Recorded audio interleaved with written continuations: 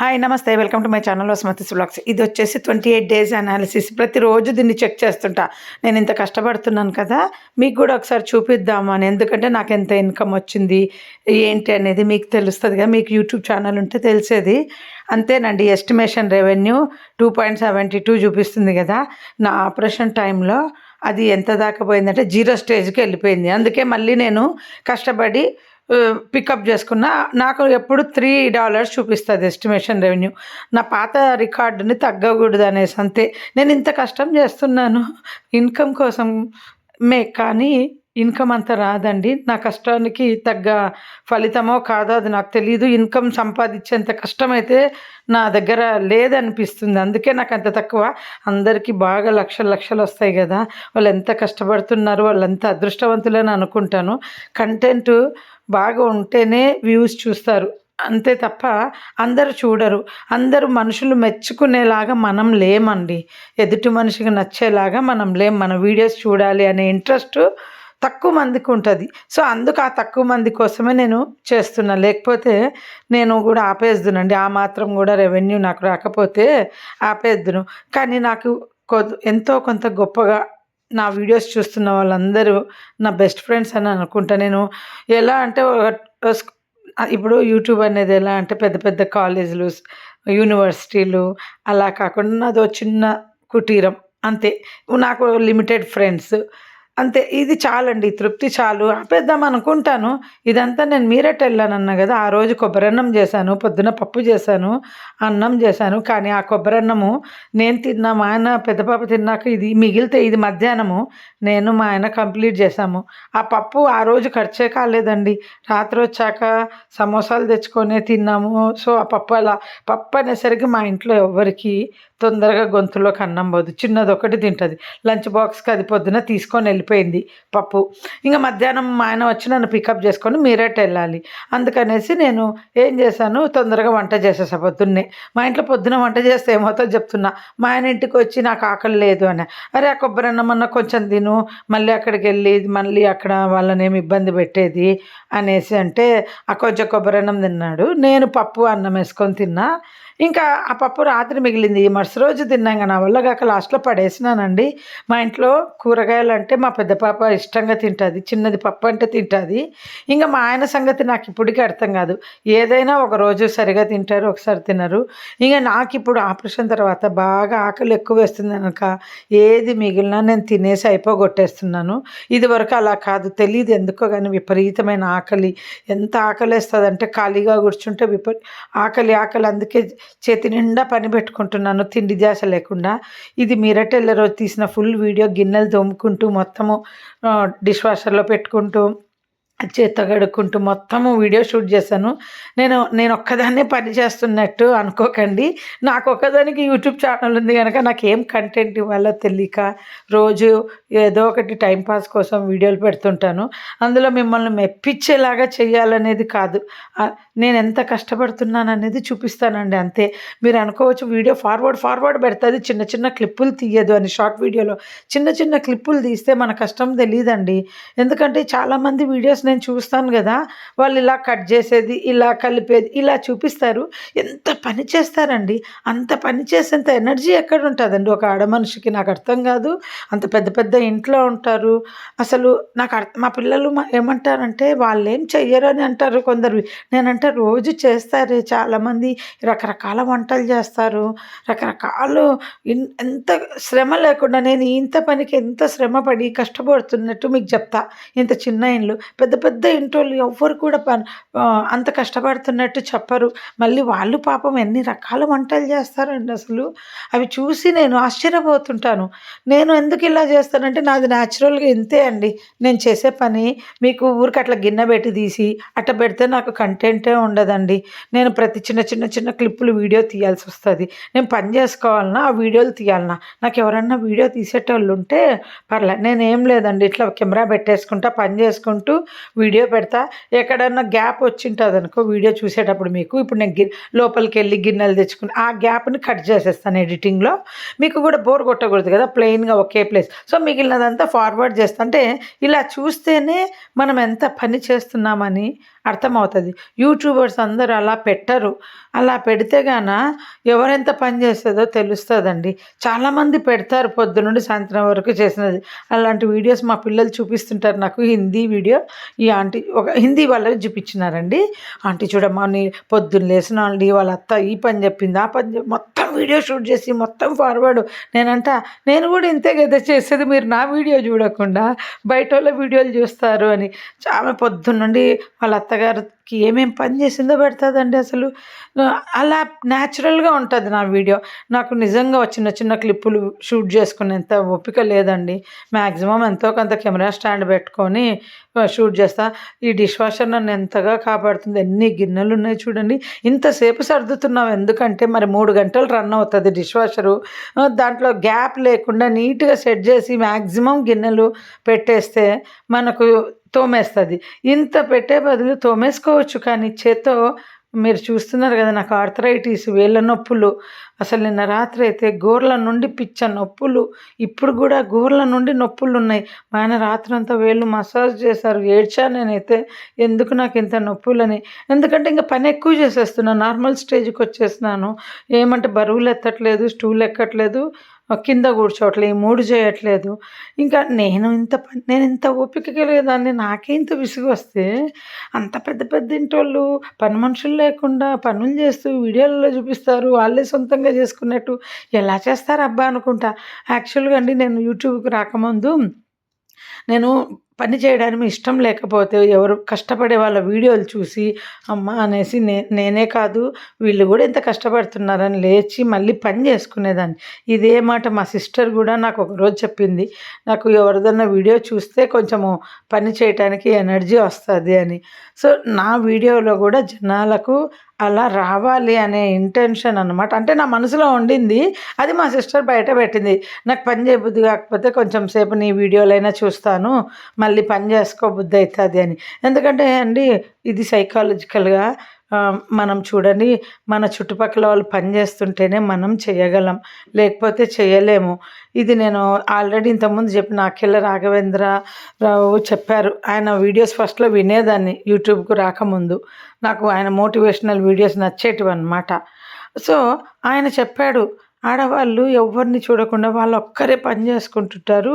వాళ్ళకు కొంచెము బయటికెళ్ళి నలుగురు తిరుగుతా ఉండేది చూస్తే వాళ్ళకొక ఫ్రెష్‌నెస్ వస్తది. మనము బయటికెళ్ళినప్పుడు మనతో పాటు 10 మంది పని చేస్తుంటారు. సో, మన యాక్టివ్ వేరుంటది. వీళ్ళు వాళ్ళ వరకు ఇంట్లో వాళ్ళొక్కరే చేసుకుంటుంటారని. అది 100% కరెక్ట్ అండి. నేను కష్టపడుతున్నప్పుడు బయటికెళ్ళి ఒకప్పుడు కష్టపడ్డాను గదా! బయటికెళ్ళి అందరూ పరిగెత్తుడు, అందరిని చూసి నాకు ఎనర్జీ ఉందేమో తెలీదు గానీ, ఇప్పుడు మాత్రం నాకెందుకు ఎనర్జీ లేదంటే కారణం ఇదే. ఇప్పటికి గూడా నేను అందుకే కాసేపు పని చేస్తాను కూర్చొని. నా వీడియోస్ ఎడిటింగ్ చేస్తే ఇంకోళ్ళ వీడియోస్ చూస్తాను. కాపీ కొట్టడానికి కాదండి. నేను మాత్రమే కష్టపడుతున్నాను. ఇంకా ఎంతమంది కష్టపడుతున్నారు ఇలాగని. నేను ఎవరితో ఫోన్‌లో ఎక్కువ మాట్లాడను గదా! ఇప్పుడు. అప్పుడైతే బెంగుళూరులో ఉన్నప్పుడు నాకు తెలిసేది ఎవరెవరు ఎంతెంత పని చేస్తుంటారని. అప్పుడు మనకు తెలియని ఒక ఎనర్జీ వస్తది. అందరంటారు ఆడవాళ్ళు ఎప్పుడు ఫోన్‌లలో ఉంటారు అని. ఆ ఫోన్‌లు లేకపోతే ఏ మాత్రం గూడా పని చేసుకోలేరండి. ఎప్పుడు పనేనా నాకనిపిస్తది. మా ఇంట్లో గూడా చెప్తాను. ఇంక నాకు ఏముంది టైం పాసు వంట చేసుకోవడము, ఆహ్, మీకు క్యారియర్లు కట్టివ్వటము, ఇల్లు క్లీన్ చేసుకోవటము ఇదేనా. వేరే వాళ్ళతో మాట్లాడితే ఏమొస్తదంటే మన పర్సనల్ మెంబర్స్‌కి ఎప్పుడు తెలియకూడదండి. యూట్యూబ్‌లో మీకు తెలిసినా పర్వాలేదు. అందరూ ఏమనుకుంటారంటే పబ్లిక్‌లో చెప్పుకుంటుంది అని అనుకోవచ్చు. నిన్న గూడా మా ఆయనతో అన్నా, నాకు నా ప్రాబ్లమ్ సాల్వ్ కాకపోతే యూట్యూబ్‌లో ఇంకా నేను ఏమేమో చెప్పాల్సొస్తది. ఏమేమో చెప్పేసుకుంటానంటే చెప్పుకో నేనేమి అనటం లేదు గదా! ఈ మధ్య అని. ఎందుకంటే మన యూట్యూబ్ మన పర్సనల్ మెంబర్స్ ఎలాగూ చూడరు. డైరెక్ట్‌గా మన నోటితో చెప్పేస్తాం. మన సొంత వాళ్ళు ఎవరైనా ఫోన్ చేసినా, వాళ్ళకు మన పర్సనల్ ఫీలింగ్స్ అన్నీ చెప్పేస్తాం. అప్పుడు వాళ్ళు ఏమవుతదంటే మనల్ని చులకన చూడడము, లేదా చీప్‌గా చూడడము, చీప్ థింకింగ్ చేసుకోవడము, ఎగతాళి చేసుకోవడము చేస్తారు. నా ఛానల్ ఎవరు చూస్తారో నా మీద ఇష్టం ఉన్నోళ్ళే చూస్తారు.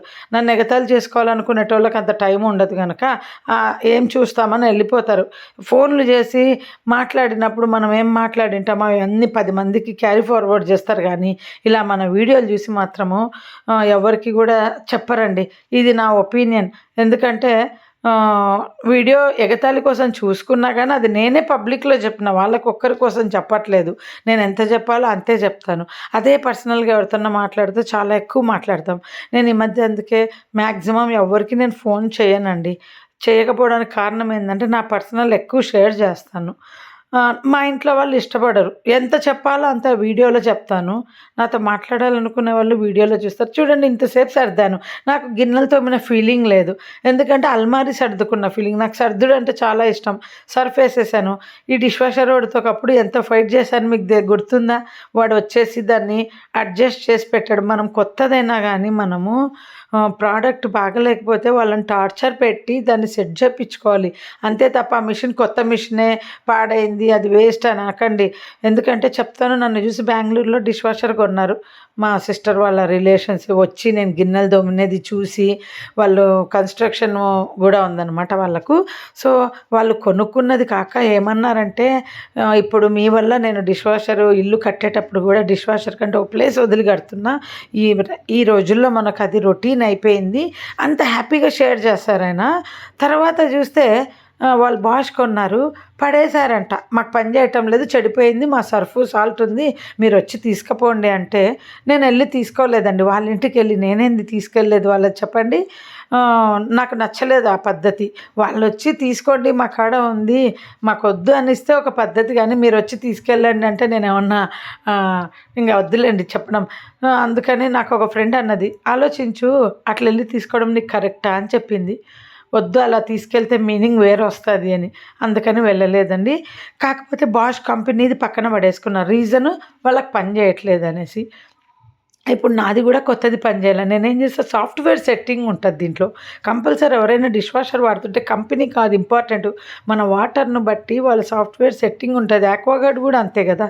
ఇప్పుడు అవన్నీ పెట్టాను. ఇప్పుడు మళ్ళీ చెత్త కడుక్కుంటున్నా చూడండి. ఇవన్నీ ఎన్ని ఉంటాయి గిన్నెలు, నేను ఎన్నని చెత్త కడగను. అన్నీ చూడ్డానికి గలీజ్గా ఉండవు, నావన్నీ ఉట్టి నీళ్ళతో కడిగి పెడతాను. సో నా వేళ్ళ నొప్పులు ఎంత ఉంటాయి, నాకు దేవుడు నన్ను పని మనిషి ఈ ప్రాబ్లమ్స్ నుండి బయట పడేయటానికే నాకు ఈ డిష్ వాషర్ కొనిచ్చాడండి. బెంగుళూరులో కొన్నా. నిజంగా మా ఆయన నాకు నేనేం అడిగితే అది కొని పెడతాడు. అది నేను అదృష్టవంతురాలిని. చాలామంది ఒక అమ్మాయి నాతో, మా ఆయన రిలేషన్ బెంగుళూరులో సండే అంటే ఆఫీస్ నుండి వస్తూ మా ఇంటికి వచ్చేదనమాట. మా ఇంట్లో ఉండి రాత్రి వాళ్ళ ఆయన పికప్ చేసుకెళ్ళేవాడు. మా ఆయనకు క్లోజు వాళ్ళు. వాళ్ళ ఇంట్లో బ్యాచులర్గా ఉన్నప్పుడు ఆ విజయవాడలో మా ఆయన ఎక్కువ వాళ్ళ ఇంటికి దగ్గరలోనే విజయవాడ నుండి ఉయ్యూరు వెళ్ళి అక్కడ ఉండేసి వచ్చేవాడు అనమాట సండే. సో ఆ అమ్మాయి కూడా మాకు క్లోజ్ అయింది. వాళ్ళ హస్బెండ్ కూడా బాగా మూవ్ అవుతారు. సో అమ్మాయి ఎప్పుడు ఆఫీస్ నుండి మా ఆయనతో వస్తుంది. తర్వాత నైట్ డిన్నర్ చేసేసి వాళ్ళ ఆయన తీసుకెళ్తారనమాట. కడుపుతో ఉండింది అమ్మాయి అప్పుడు. సరే వాళ్ళు బాగా క్లోజ్ కదా. అప్పుడు తను అంటుంది, మా ఆయన ఎప్పుడు ఇంటి సామాను కొనమంటారు, నాకు ఇంటి సామాను ఇష్టం లేదు, నేను బంగారు కొనాలని అంటాను అని. నేనన్నా, ఇంటి సామాను కొనిచ్చే హస్బెండ్ గ్రేట్ అమ్మా, ఎందుకంటే అది తిరిగి రాదు రిటర్న్. నీకు బంగారు రిటర్న్ తిరిగి వస్తుంది. మీ ఆయన నిన్ను సుఖపడడానికి ఇంటి సామాను కొనమంటున్నాడు కష్టపడకుండా అని. బంగారం ఏముంది, సంపాదించుకున్న సేవింగ్స్ కింద వస్తుంది. ఎప్పుడు బంగారం కొనిచ్చే హస్బెండ్ కంటే ఇంటి సామాను కొనిచ్చే హస్బెండ్ గ్రేట్. అది నేను తెలుసుకోవటానికి చాలా ఏళ్ళు పట్టింది. చాలామంది ఒప్పుకోరు. మా ఆయన ఏదన్నా చూడండి, ఇంట్లో మా ఆయన ఒప్పుకోడబ్బా అంటారు. అంటే ఖర్చు చేయడం ఒప్పుకోరు అంతే. కొందరు ఆడవాళ్ళు ఉంటారు, వాళ్ళు ఏమంటారు, వాళ్ళు కూడా నాకు ఇంటి సామాను ఇష్టం లేదు, నాకు బంగారు ఇష్టం అని వాళ్ళు చెప్పకుండా ఇండైరెక్ట్గా హస్బెండ్ మీద చెప్తారు. మళ్ళీ ఈ సామాను వాడాలని అందరికీ కోరిక ఉంటుంది, కానీ దాన్ని బలవంతంగా చంపుకుంటారు. నేనేందంటే అండి, ప్రతిరోజు డైలీ మనం వాడే ఐటెం, మన డైలీ శారీస్, డైలీ వాడుకునే సామాను, వీటితో కూడా మనకు ఎంజాయ్ ఉంటుంది. ఇప్పుడు నగలు, ఇప్పుడు నా రిలేషన్స్ ఉన్నారు. అందరు నగలు పెద్ద పెద్దవి కొనుక్కొని పెట్టుకుంటుంటారు. నేను వాళ్ళని ఫాలో అవ్వాలి కదా! నేను అవ్వను. నేను ఎందుకంటే సిటీలో ఉన్నా, హైదరాబాద్ సిటీలో. నాకు కావాల్సింది ఏంది మెయిను, నేను చూసాను హైదరాబాద్‌లో. నాకసలు హాల్‌లో ఒక దివాన్ కూడా లేదు. ఫైబర్ చైర్‌లతో బతికినాను. నేను ఇప్పటికి కూడా మా పిల్లల ఫోటోస్, పెద్ద పాప పుట్టినాక ఒక ఫోటో నాకు చూపించింది. తను అంటే మావి ఫోటో కలెక్షన్ ఎక్కువ ఉంటది. అది కూడా మా ఆయన ఫ్రెండ్ కడుపుతో ఉన్నప్పుడు మా ఆయన ఫ్రెండ్ ఇంట్లో ఒక ఫోల్డబుల్ మంచం ఉంటే నేను అది తెచ్చుకొని హాల్‌లో పండుకోనిక వేసుకున్నా. ఆ తర్వాత మళ్ళీ డెలివరీ అయినాక హాల్‌లోకి పైపుల మంచం వాళ్ళది ఉంటే అది ఇప్పించుకొని నా బెడ్ ఏసుకొని బతికా. ఎప్పుడు నా పెళ్ళైనాక 7 ఏళ్ళ వరకు. 5 ఏళ్ళకి పెద్ద పాప పుట్టింది.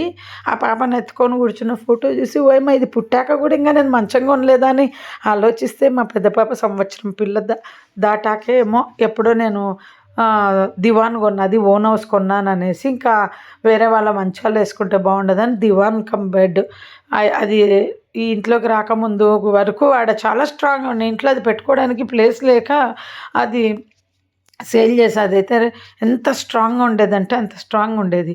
సో అలా ఇంటి సామాను వల్ల నాకు మంచి పేరు ప్రతిష్టలు వచ్చినాయి. ఇప్పుడు అదే ఇంటి సామాను వల్ల దిష్టి కూడా తగిలిపోతుంది. వీళ్ళకేమైంది, వీళ్ళు బాగున్నారు, వీళ్ళకేం తక్కువ ఉంది, ఇంత సామాను పెట్టుకొని ఉన్నారు, మీరు బీదోళ్ళ అని మా పిల్లల ఫ్రెండ్స్ కూడా ఏమంటారంటే మీరు రిచెస్ట్ పర్సన్, బాగా డబ్బులున్నోళ్ళు అంటారు. మా పిల్లలు అంటారు మేము డబ్బులున్నోళ్ళం కాదమ్మా అని. కేవలం మా ఇంటి సామాను చూసి. ఇదంతా ఎందుకు చెప్తున్నంటే నువ్వు వాడే సామాను కూడా నీకు మంచి పేరు ప్రతిష్టలు తెచ్చిపెడతదండి. మన మనసుకి ఏది ఇష్టమో అది కొనుక్కోవాలి. బంగారే ఉండాలి, ఇంటి సామానే ఉండాలని నేను చెప్పను. 10 మందితో ఫాలో అవ్వకండి. 10 మంది నగలు పెడుతున్నారని నగలు పెట్టాలి, 10 మంది ఆ డిజైన్ కట్టారని ఆ డిజైన్ కట్టాలి. మా పిల్లలు కూడా నా కాన్సెప్టే వచ్చింది. 10 మందితో ఫాలో అవ్వరు. మా ఆయన కూడా ఎప్పుడన్నా చెప్తారు, నీ వీడియోస్ వల్ల నేనేందనేది అందరికీ తెలిసి వస్తుంది. ఒకప్పటి నేను వేరు అంటే నేనన్నా వీడియోస్ వల్ల కాదండి. నేను అంత ఇంట్లో ఈ సామాన్ కావాలి అవి కావాలని అడిగి మీతో కొనిపించుకొని ఎప్పటికప్పుడు ట్రెండ్‌కు తగ్గట్టు ఉంటున్నాను కదా! అదే మీకు ఆ రెస్పెక్ట్ తెచ్చిపెడుతుంది అని చెప్పిన. రేపొద్దున చూడండి మా పిల్లలు పెళ్ళిళ్ళు చేసినప్పుడు కూడా ఈ మాత్రం చూసి ఏమనుకుంటారు, వాళ్ళు చాలా రిచ్ అని అనుకుంటారు. లేదా నేనిచ్చే కట్నము తోటి రిచ్ అనుకుంటారు. ఈ లగ్జరీ లైఫ్ ఏమవుతదంటే పెళ్ళైన తర్వాత నా కూతురు ఈ లగ్జరీ లైఫ్ మెయింటైన్ చేసుకోవాలని నేను చెప్పిన. ఈ మాత్రం లైఫ్ స్టైల్ ఉండండి, ఇంతకంటే ఎక్కువ ఉండాలని అనుకోవద్దండి. నీ పుట్టింట్లో ఎంత మటుకు కంఫర్ట్ ఉన్నావో అంత కంఫర్ట్ ఉంటే చాలు అనుకో. అంతకంటే అక్కర్లేదు కూడా. నువ్వు ఇదే అలవాటైనావు లైఫ్, ఎక్కువ ఎందుకు కావాలి? నేనెప్పుడు అంటాను, మీకు ఇంత పర్సనల్ రూమ్ ఉంది, మీరు ఇంత సపరేట్‌గా పెట్టుకున్నారు. నా ఇంట్లో సగం గూళ్ళు మా పిల్లలు ఆక్యుపై చేసుకున్నారనమాట. ఆ స్టడీ రూమ్ చూస్తుంటారు కదా, వాళ్ళ బుక్స్ అని వాళ్ళవన్నీ. ఇంత అత్తగారింటికి పోతే ఇవన్నీ ఎక్కడ పెట్టుకుంటారే? మాకైతే పెళ్ళైనాక మా అత్తగారింట్లో నాకు ఒక చుక్కపెట్ట పెట్టుకోవడానికి కూడా స్థలం లేదు. మీకంతా ఎక్కడి నుండి ఇస్తారు రూము, బట్టలు పెట్టుకోవటానికి? ఇవన్నీ ఎక్కడి నుండి ఇట్లా అరేంజ్ చేస్తారు అని అంటుంటా. బాత్రూంలో కూడా చూసే ఉంటారు మీరు మా పిల్లల ఎంత ఆర్గనైజేషన్. బాత్రూంలో మా ఇద్దరు పిల్లలు వాళ్ళు ఇన్ని పెట్టుకుంటే రేపు వాళ్ళు పెళ్ళయ్యాక వాళ్ళ అత్తగారింట్లో ఎంత ప్లేస్ ఉంటుందా? ఇది నాకు దిగులు ఎక్కువ ఉంటుందండి. ఇక్కడ ఇంత కంఫర్ట్‌గా సామాను పెట్టుకొని ఇప్పుడు కూడా అంటాను, ఇదంతా మీ పుట్టిల్లు గనక మీరు ఏ సామాను ఎత్తుకపోనక్కర్లేదు. అప్పుడు కొన్ని మీకు అంటే అందరూ పెళ్ళైనాక ఇంక పుట్టింటి నుండి బట్టలు, నగలు తీసుకెళ్ళిపోయి మొత్తం ఖాళీ చేసుకుంటారు కదా! నా పిల్లలకి అలాంటి సిచ్యుయేషన్ లేదని చెప్తా. ఇంత కడుగుతూనే ఉన్నా చూస్తున్నారా నేను ఎన్ని గిన్నెలు కడుగుతున్నానో. గిన్నెలు కడగడం కష్టం కాదండి. రాత్రి అయినాక వేళ్ళ నొప్పులొస్తాయి. నాకు పగలంతా పని చేస్తాను. కానీ రాత్రి 7 అయితే నేను నీళ్ళక్కపోతే నేను పొద్దున పని చేసిన దాన్ని బట్టి నెక్స్ట్ డే కూడా నా చేతి నొప్పులు అలాగే ఉంటాయి. రాత్రి మొదలైతే అదెంత బిగుసుకుపోయి, ఇది ఇప్పుడు ప్రాబ్లం కాదండి, చిన్నప్పటి నుండి ఉంది నాకు. అందరికీ చెప్పేదాన్ని, డాక్టర్లకు చెప్పేదాన్ని, నాకు వేళ్ళు నొస్తాయి, పని ఎక్కువ చేస్తే వేళ్ళు నొస్తాయంటే ఊరికే ట్రీట్మెంట్లు ఇచ్చుకుంటూ పోయినారు. బెంగళూరు డాక్టర్ అంతే. ఇక్కడికి వచ్చాక ఇప్పుడు తీసుకుంటున్న హోమియో డాక్టర్ కూడా నాకు వేళ్ళు నొస్తాయి పని ఎక్కువ చేస్తే అని. అప్పుడు ఎప్పుడైతే నాకు చెయ్యి ఎత్తకుండా లెఫ్ట్ హ్యాండ్ ఆ రెస్ట్ కాడ చెయ్యి నొప్పి వాపు వచ్చేసిందో అప్పుడు ఆర్థరైటిస్ అని కనిపెట్టినారు. కానీ మనం పని చేసుకున్నంత వరకు ఎవ్వరికి కూడా మన నొప్పులు ఉన్నాయంటే నమ్మరు. నేనేం చెప్తానంటే మనకు నొప్పులు ఉంటే చిన్నప్పటి నుండి ట్రీట్మెంట్ తీసుకున్నా మనకు బాగా అవ్వదు. అది జబ్బు బయట పడాలి. హోమియో డాక్టర్లు కొన్నిసార్లు ఎలా ఉంటారంటే చాలా నెగ్లెక్ట్గా ఉంటారు. ఇంకా అలోపతి డాక్టర్ కాడికి వెళ్తే ఈ ఈ ఈ ఈ ఈ ఎక్స్‌రే, ఆ ఎక్స్‌రే అని వాళ్ళు చేస్తారండి. చిన్నప్పటి నుండే ఉంటాయి. మనకు తెలీదు. అది మన పెద్దలేమంటారంటే, "ఇంత చిన్న వయసులో నీకేం నొప్పి" అనని నన్ని చెప్పకుండా తిట్టేస్తుంటారు. "ఇంత లేవు నీకు అప్పుడే ఈ నొప్పి, ఆ నొప్పి" అని. ఎందుకంటే మా చెల్లెలుండేది. తనకెప్పుడు చిన్నప్పటి నుండి పాదాల నొప్పులు. ముసలామెన అనేవాళ్ళు. "ఏం చేత గాదు, చేత గాదని." ఇప్పుడు నా పెద్ద కూతురు గూడా చాలా ప్రాబ్లమ్స్ ఉన్నాయి. అవన్నీ ఇప్పుడు నేను దాన్ని యాక్సెప్ట్ చేయకుండా, "నీకింత చిన్న వయసులో ఇంత నొప్పులేంటి?" నాకు చిన్నప్పటి నుండి బ్యాక్ పెయిన్ అంటే పెళ్ళికి ముందు నుండి బ్యాక్ పెయిన్ బరువెత్తేసరికి ఒకసారి బ్యాక్ పెయిన్ వచ్చేసింది. నాకు అది ఇంక అట్లాగే నేను మా గురువుగారు చెప్పారని ఆసనాలేసి అన్నీ జేసి. సో, ఆ బ్యాక్ పెయిను కొన్ని ఇయర్స్ సఫర్ అయ్యేసారు. L2, L3 ప్రాబ్లమ్ దాకా పోయి ట్రీట్మెంట్ జేసుకొని, ఇప్పుడు బ్యాక్ పెయిన్ నుండి నిజం జెప్పాలంటే బయటపడ్డానండి. అంటే వస్తది బ్యాక్ పెయిను. కొంచెం మసాజ్ ఆయిల్ అవి ఉన్నాయి నాకు. నేను చింతామణి నుండి ఆయిల్స్ తెచ్చుకున్నాననమాట. అక్కడ ఒక ఆయుర్వేదం డాక్టరు. నేను అక్కడ మసాజ్ జేపిచ్చుకొని ఆయిల్ ఇస్తాడు. రోజు ఆయిల్ పూసుకుంటేనే నేను కంఫర్ట్‌గా ఉండగలుగుతా. ఇప్పుడంతా ఆయుర్వేదం డాక్టర్లు ఎక్కడ పాపులర్ అయిపోయినారు గదా! ఆ డాక్టర్ వల్ల నా నడుము నొప్పి ఇప్పటికి ఎట్లా కూర్చున్నా నడుము నొప్పి వస్తది కానీ, మళ్ళీ కొంచెం ఆయిల్ పూసుకోంగానే సెట్ అయిపోతాను. లేకపోతే నాకు వంగితే నడుము నొప్పి, లేస్తే నడుము నొప్పి, బరువెత్తితే నా బరువు అంతా గూడా నడుము మీద పడేది. వేళ్ళ మీద కంటే గూడా. సో, అలా నడుము నొప్పితో అది పోతానే ఇప్పుడు ఈ నొప్పి బయటపడింది. ఎన్ని జబ్బులుంటాయంటే అండి నాకు చాలా ఉంటాయి. కానీ చెప్పకుండా అలాగే చేసుకుంటా పోయినా ఈ మధ్య చేసుకోలేకపోతున్నా. ఇంకా ఏజ్ అవుతుంది. నొప్పుల్ని ఇంకా దాచుకొని, దాచుకొని చెప్పకుండా ఉండడం కరెక్ట్ కాదని. ఇవన్నీ ఇలా నేను చేసేసాను. 3 ట్రేలు డిష్ వాషర్‌వి దీని మీద బట్ట కప్పి పెట్టేస్తా. మా పిల్లలు ఇప్పుడు బాగా వాళ్ళు ఇంటికొచ్చేసాక కాలేజీ నుండి వాళ్ళు తీస్తారు. ఇప్పుడు వాళ్ళు పెట్టేసుకున్నారు గిన్నెలు తీసే డ్యూటీ. బట్ నేను అప్పుడప్పుడు నేనే తీసుకుంటా నాకు ఎనర్జీ ఉంటే. పిల్లలు స్ట్రెస్ అయిపోయినారనుకోండి, ఆ రోజు ఏం చెప్పను. ఇంక వాళ్ళు సాయంత్రమో, రాత్రో కూర్చొని వాళ్ళు 11కి గూడా ఒక్కోసారి గిన్నెలు తీస్తారు. వాళ్ళ పనితనం అది. ఇంగ ఈ గాజులు తీసేసినాను గదా! బంగారువి, వెండివి గాదండి అవి. గిన్నెలు తోమేటప్పుడు అడ్డం వస్తున్నాయని తీసిన పెద్ద సైజున్నాయి. ఇక్కడ ఎప్పుడో వచ్చినప్పుడు 600 అండి అవి. బావున్నాయి. జర్మన్ సిల్వర్ అనుకుంటా. రోజు వాడుతున్నా ఏమవ్వట్ల. ఇంక నాకు బంగారు గాజులు ఇవన్నీ గూడా అచ్చి రావు గదా! ఎప్పుడు ఆర్టిఫిషియల్ గాజులతోనే ఉంటాను. మళ్ళీ ఎప్పుడో చేయించుకుంటానండి. మళ్ళీ ఏదో ఒక అవసరానికి అమ్మేస్తాను. ఇంతే నాకు బంగారం ఆ దేవుడు పెట్టినది. డబ్బులొస్తే చేయించుకుంటా. డబ్బులయిపోతే అవసరమైతే అమ్మేస్తాను. బాయ్. See you. మళ్ళీ నెక్స్ట్ వీడియోలో కలుద్దాం.